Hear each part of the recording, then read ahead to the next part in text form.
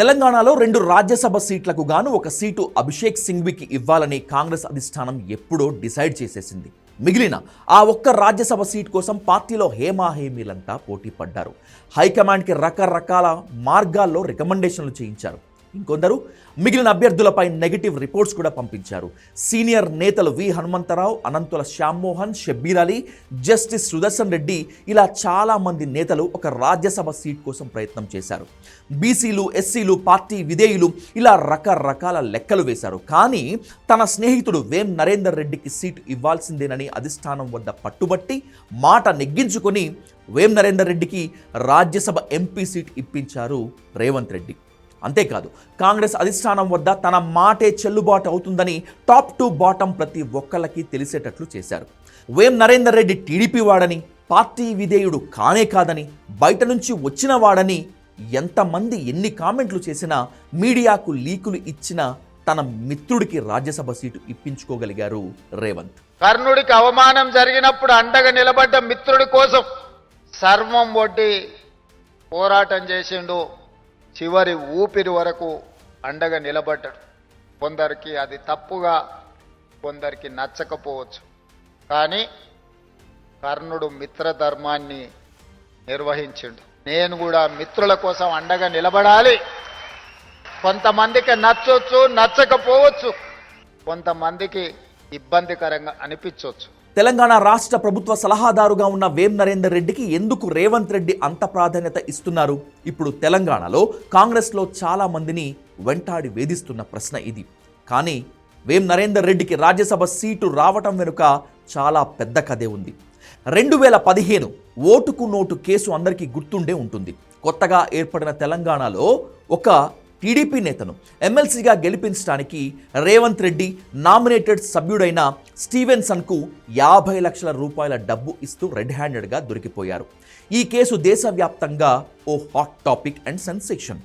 ఓటుకు నోటు కేసులో 2 నెలలకు పైగా జైల్లో ఉండి బెయిల్పై రిలీజ్ అయ్యారు రేవంత్. ఇదే కేసులో AP CM Chandrababu Naidu audio మరింత హాట్ టాపిక్గా నిలిచింది, సెన్సేషనల్ క్రియేట్ చేసింది. మన వాళ్ళు బ్రీఫ్ మీ అనే బాబు ఆడియో అప్పట్లో పొలిటికల్గా చాలా పాపులర్. ఇంతకీ ఆనాడు రేవంత్ రెడ్డి అరెస్టుకు కారణమైన టీడీపీ ఎమ్మెల్సీ అభ్యర్థి మరెవరో కాదు, ఈ వేం నరేందర్ రెడ్డి. ఆనాటి మిత్రుడు వేం నరేందర్ రెడ్డిని ఎమ్మెల్సీగా గెలిపించేందుకు 2 ఎమ్మెల్యేలని కొనే పనిలో భాగంగా నామినేటెడ్ ఎమ్మెల్యేకి 50 లక్షల రూపాయలు ఇస్తూ రెడ్ హ్యాండెడ్గా దొరికి 2 నెలల జైలు శిక్ష అనుభవించారు రేవంత్ రెడ్డి. ఆనాడు ఎమ్మెల్సీని చేయలేకపోయినా ఈనాడు స్నేహితుణ్ణి రాజ్యసభ ఎంపీగా చేయగలిగాడు రేవంత్ రెడ్డి. 2004 అసెంబ్లీ ఎన్నికల్లో మహబూబాబాద్ నుంచి టీడీపీ అభ్యర్థిగా పోటీ చేసి గెలిచారు వేం నరేందర్ రెడ్డి.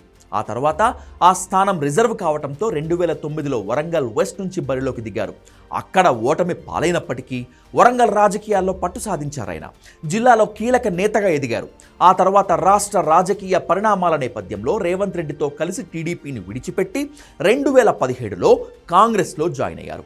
2018, 23 ఎన్నికల్లో సీటు రాకపోయినా రేవంత్ మాటపై నమ్మకం ఉంచి పార్టీ అభివృద్ధి కోసం ఎన్నికల్లో తెర వెనుక కీలక పాత్ర పోషించారు. 2023 ఎన్నికల్లో పార్టీ ఆర్థిక వ్యవహారాలు వేం నరేందర్ రెడ్డి చక్కబెట్టారు. 23లో అధికారంలోకి రాగానే రేవంత్ రెడ్డి వేం నరేందర్ రెడ్డిని రాష్ట్ర ప్రభుత్వ సలహాదారుగా నియమించారు. YS Rajasekhar Reddy, KVP Ramachandra Rao combination స్టైల్లోనే రేవంత్ వేం నరేందర్ రెడ్డి వ్యవహరిస్తున్నారు. సీఎం రేవంత్ దేని మీదైనా సంతకం పెట్టాలంటే అంతకంటే ముందే వేం నరేందర్ రెడ్డి దానికి ఆమోద ముద్ర వేయాల్సి ఉంటుంది. ఈ విషయంలో ఎన్ని విమర్శలు వచ్చినా రేవంత్ రెడ్డి వెనక్కు తగ్గటం లేదు. ఇప్పుడు కూడా రాజ్యసభ సీటు ఖచ్చితంగా తన మిత్రుడు వేం నరేందర్ రెడ్డికి ఇవ్వాల్సిందేనని అధిష్టానం వద్ద పట్టుబట్టి సాధించుకున్నారు రేవంత్. ఒకప్పుడు వైఎస్ రాజశేఖర రెడ్డి ఎలాగైతే తన సహచరుడు కేవీపీ రామచంద్రరావుకి రాజ్యసభ సీటు ఇచ్చుకున్నారో అలాగే అదే స్టైల్లో రేవంత్ కూడా తన మాట నెగ్గించుకున్నారు. వేం నరేందర్ రెడ్డికి రాజ్యసభ ఎంపీ పదవి రాకుండా తెలంగాణ కాంగ్రెస్లో చాలామంది రకరకాలుగా అడ్డుకట్టలు వేసే ప్రయత్నం చేశారు. కానీ కాంగ్రెస్ అధిష్టానం ప్రస్తుతం సీఎం రేవంత్ రెడ్డి కంట్రోల్లో ఉంది. అందుకే ఆయన మాటే చెల్లింది. వేం నరేందర్ రెడ్డికి రాజ్యసభ ఎంపీ పదవి దక్కింది. రేవంత్ రెడ్డి ఒకప్పుడు తన స్నేహితుడి కోసం జైలుకెళ్లారు. 20 ఏళ్లు తనతో ఉన్న మిత్రుడికి రాజ్యసభ ఎంపీ సీట్ ఇప్పించుకోవటం ద్వారా స్నేహం కోసం, మిత్రుడి కోసం లైఫ్లో ఎంత దూరమైనా వెళ్లాల్సిందేనని, నమ్ముకున్న వాడికి న్యాయం చేస్తానని నిరూపించారు సీఎం రేవంత్.